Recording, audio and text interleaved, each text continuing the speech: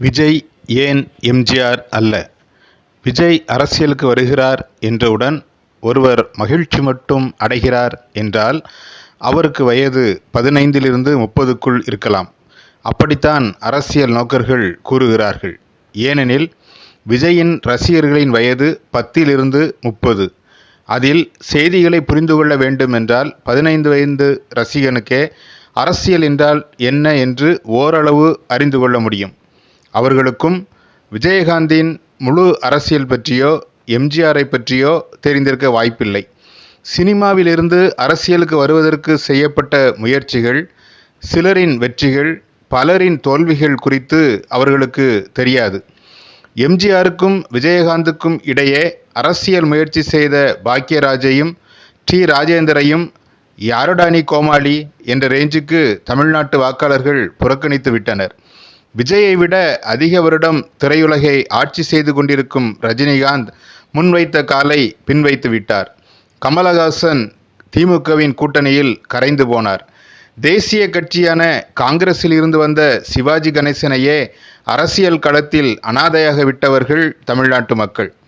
எம்ஜிஆர் சினிமாவுக்கு வந்ததற்கும் விஜய் வருவதற்கும் என்னென்ன வேறுபாடுகள் என்று பலர் பட்டியலிடுகிறார்கள். முதலாவது காலம். எம்ஜிஆர் கட்சியை தொடங்கியது 1972ஆம் ஆண்டு. விஜய் தொடங்கியுள்ளது 2024. சமுதாயத்தில் பெருமளவு மாற்றம் ஏற்பட்டுள்ள இன்று சினிமாவிலிருந்து நேரடியாக அரசியல் களத்துக்கு வரும் விஜயை இப்போதைய வாக்காளர்கள் எந்த அளவுக்கு ஏற்றுக்கொள்வார்கள் என்பது ஒரு கேள்வி. இரண்டாவது, அரசியல் அனுபவம்.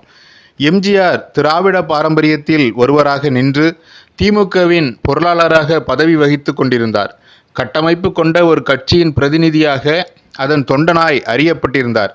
அவர் திமுகவிலிருந்து பிரிந்தபோது அவரது ரசிகர்கள் மட்டுமல்ல, திமுகவின் நிர்வாகிகள் சிலரும் அவருடன் சென்றனர். அவர்கள் கட்சி நடத்த தெரிந்தவர்கள், தேர்தல் பணிகளில் அனுபவம் கொண்டவர்கள். ஆனால் விஜய் ரசிகர் மன்றங்கள் மட்டுமே கொண்டவர். மூன்றாவது, பெண்களின் ஆதரவு. எம்ஜிஆருக்கு பெண்கள் மத்தியில் ஒருமித்த ஆதரவு இருந்தது.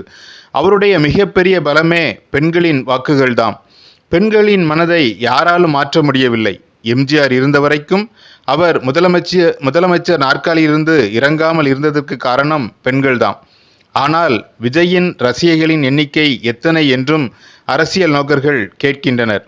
பெண்கள் மத்தியில் விஜய்க்கு ஆதரவு இருக்கிறதா? வெறும் விடலை பையன்களின் ஆதரவால் மட்டும் கோட்டையை எட்ட முடியுமா என்ற கேள்வியும் எழுகிறது. மக்கள் நம்பிக்கையை ஓரளவு பெற்ற விஜயகாந்த் கூட அரசியல் தந்திரத்தில் சிக்கி கூட்டணி அமைத்து இருந்த பெயரை கெடுத்து கொண்டார். அரசியல் என்பது அனுபவம் இல்லாத பட்சத்தில் எவ்வளவு பெரிய சக்திமானையும் கவிழ்த்துவிடக்கூடிய கடல் என்பதற்கு விஜயகாந்தே நல்ல உதாரணம். அப்படியானால் விஜய்க்கு பலமே இல்லையா? இருக்கிறது. பல்வேறு ஜாதி கட்சிகள் சத்தமிட்டு கொண்டிருந்த தமிழ்நாட்டில் நடிகர் என்ற பெரிய வெளிச்சத்தில் ஜாதிகளை கடந்து நிற்கக்கூடிய பலம் விஜய்க்கு இருக்கிறது. ஜாதிகளை கடந்து அனைவரும் அவரது ரசிகர்களாக இருக்கிறார்கள். விஜயை ஜாதி அடையாளத்திற்குள் அடைத்துவிட முடியாது என்பது தமிழ்நாட்டு அரசியலில் மிகப்பெரிய பலமாகவே தெரிகிறது. இன்னொன்று, சினிமாவில் புகழின் உச்சியில் இருக்கும்போதே விஜய் அரசியலுக்கு வருகிறார். விஜய் வருகிறார் என்றால் அந்த இடத்திற்கு தானாகவே கூட்டம் வந்துவிடும். வருகிறார் என்று ஸ்பீக்கர் வைத்து அறிவிக்க வேண்டிய கட்டாயம் அல்ல. மக்களை திரளாக ஈர்க்கக்கூடிய வலிமையை இத்தனை ஆண்டு சினிமா புகழ் அவருக்கு கொடுத்திருக்கிறது. ஒருவர் புதிதாக அரசியல் கட்சி ஆரம்பிப்பார் என்றால் அப்போது ஆண்டு கொண்டிருக்கிற கட்சிக்கு எதிரானதாகவே அது இருக்க முடியும். இப்போது நல்லாட்சி நடக்கிறது என்று கூறுகிறவர் தான் தனியாக கட்சி ஆரம்பிக்க வேண்டிய கட்டாயம் ஏற்படாது. அப்படியானால் 2011ஆம் ஆண்டு விஜயின் மக்கள் இயக்கம் அதிமுகவுக்கு ஆதரவு அளித்தது என்று பத்திரிகையாளர்கள் சுட்டி காட்டுகிறார்கள். அதிமுக ஆதரவு என்பதற்கு அர்த்தம் திமுக எதிர்ப்பு என்பதே ஆகும். அந்த வகையில் திமுகவுக்கு எதிரானவன் என்ற உறுதியான நிலைப்பாட்டை எடுத்திருக்கிறார் விஜய். இதையும் அவரது பலமாகவே நாம் பார்க்க வேண்டும். தற்போது சரியான எண்ணிக்கை வெளியிடப்படாவிட்டாலும் 10 லட்சம் உறுப்பினர்கள் தமிழக வெற்றி கழகத்திற்கு இருப்பதாக கூறப்படுகிறது. 2 கோடி உறுப்பினர்களை சேர்ப்பதே லக்கு என்றும் கூறப்படுகிறது. ஆப், செயலி உள்ளிட்ட நவீன முறையில் உறுப்பினர்கள் சேர்ப்பை எளிதாக்கி இருந்தாலும் விஜய்க்காக கட்சியில் சேர்ந்த ரசிகர்கள் 10 லட்சம் பேர் என்று வைத்துக் கொள்ளலாம். இனிமேல் அவரது கட்சியில் சேரப்போகிறவர்களே சினிமா தாண்டிய உறுப்பினர்களாக இருப்பர். அந்த எண்ணிக்கை வேகமாக உயராது. உள்ளாட்சி தேர்தல்களில் தம்முடைய ரசிகர்களின் வெற்றியை கொண்டே தனக்கு அரசியல் எதிர்காலம் இருக்கும் என்று விஜய் கணித்திருப்பதாகவும் கூறப்படுகிறது.